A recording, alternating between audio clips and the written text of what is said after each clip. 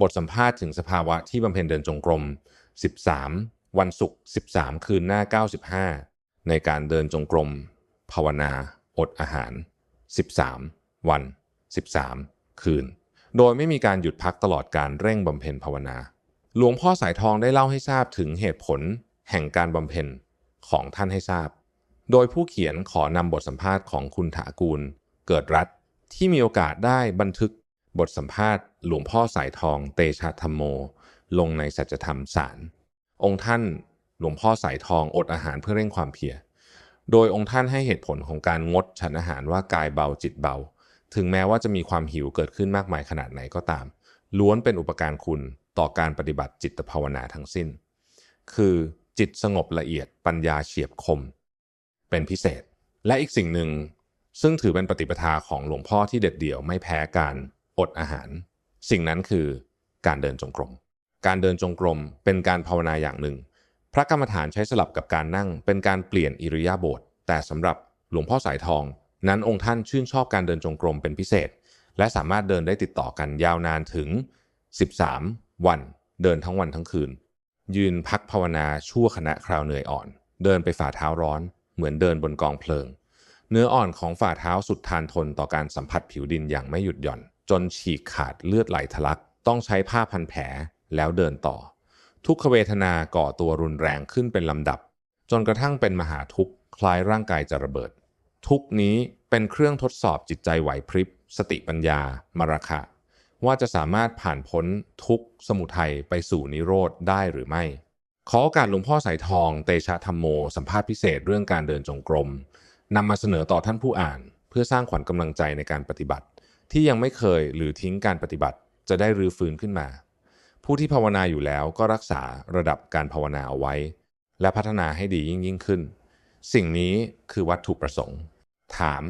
ในช่วงที่หลวงพ่อเร่งความเพียรโดยการอดอาหารและเดินจงกรมเป็นเวลายาวนานถึง13วันความเจ็บปวดแสนสาหัสที่เกิดขึ้นหลวงพ่อใช้อุบายวิธีพิจารณาอย่างไรจึงดับทุกข์ได้หลวงพ่อสายทองตอบมันพูดยากอยู่ต้องอยู่ในสนามรบทุกข์มันเกิดขึ้นถ้าใจเราไม่แข็งจริงๆแล้วไปไม่ได้มันต้องตัดสินใจลงไปว่าทุกข์มันจะแสนสาหัสขนาดไหน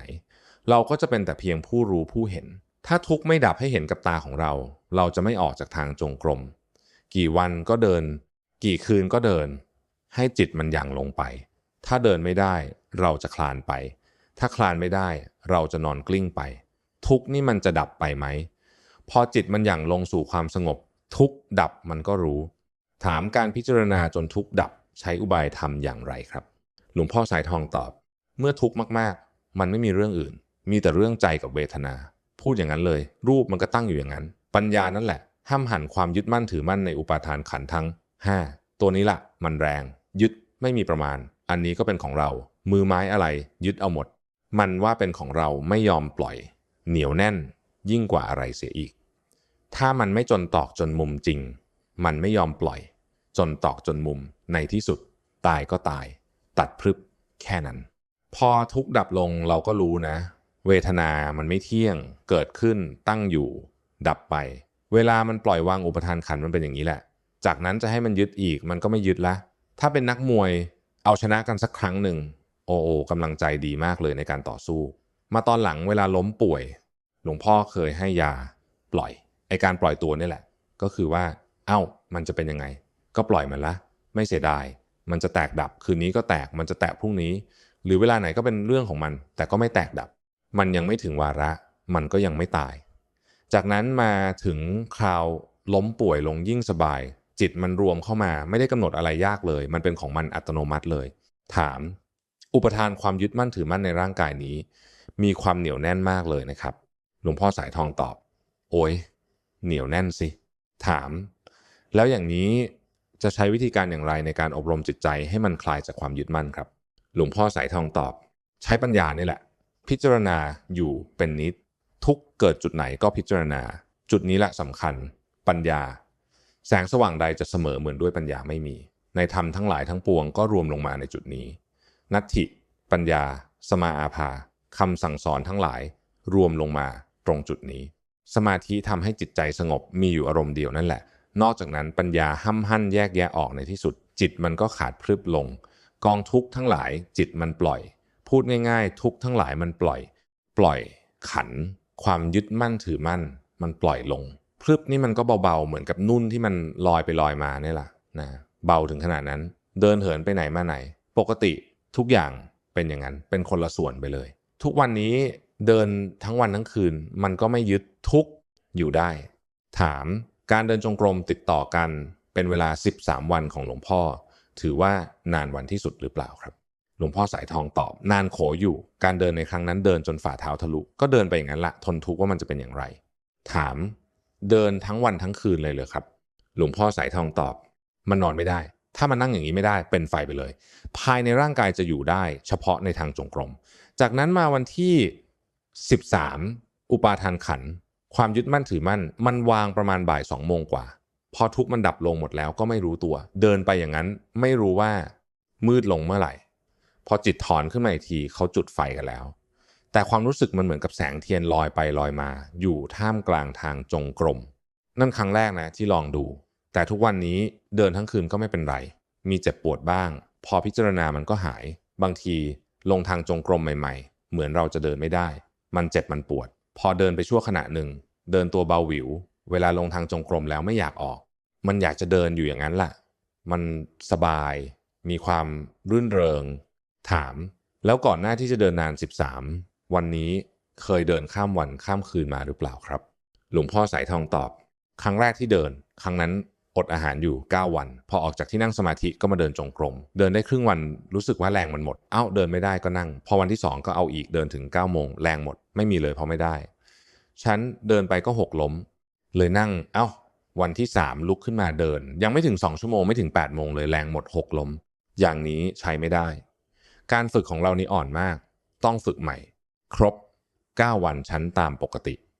แต่คราวนี้ฝึกใหม่คือชั้นเสร็จเข้าทางจงกรมเลยไม่ให้พักผ่อนเดินไปเรื่อยถึงเที่ยงคืนตี 1บางทีก็ข้ามคืนรู้สึกว่าแข็งแกร่งขึ้นถามขอทราบวิธีเดินจงกรมและผลที่ได้รับจากการเดินจงกรมครับหลวงพ่อสายทองตอบภาวนาพุทโธพร้อมกับการรับรู้ไปกับการเดินการเคลื่อนไหวผู้รู้จริงๆนั้นเอาไว้จุดไหนก็ได้ภายในร่างกายของเรามันจะขยับไปไหนรู้หมดมันมีแต่ผู้รู้เพราะจิตมันละเอียดมันปล่อยพุทโธพุทโธไม่มีแล้วเวลานี้มีเป็นของมันอัตโนมัติแต่ก่อนไปหยิบมั่วเลยใจดวงนี้ไอ้นั่นก็จะเอาไอ้นี่ก็จะเอานั่นดูสิถึงบอกว่าถ้าเราฝึกดีแล้วอันนั้นก็ไม่เอาอันนี้ก็ไม่เอาอันนี้ไม่ใช่มันอดรู้ว่าของร้อนมันไม่ไปแตะมันเป็นอย่างนั้นถ้าสติดีมันเกิดขึ้นไม่ได้นะภายในจิตมีเท่าไหร่ดับหมดเกิดดีไม่ดีดับมันรู้เท่าทันไม่ไปเกี่ยวข้องกับสิ่งใดมันก็อยู่เป็นเอกเทศสิเอกเทศก็หมายถึงเอโกธัมโมจิตเป็นหนึ่งเอาละสิใครจะมาบังคับจิตได้ในโลกอันนี้ความอยากทั้งหลายทั้งปวงเรื่องของโลกจะมาบังคับจิตไม่ได้มันเป็นอัตโนมัติแม้แต่ตัวเองทำผิดมันยังดุ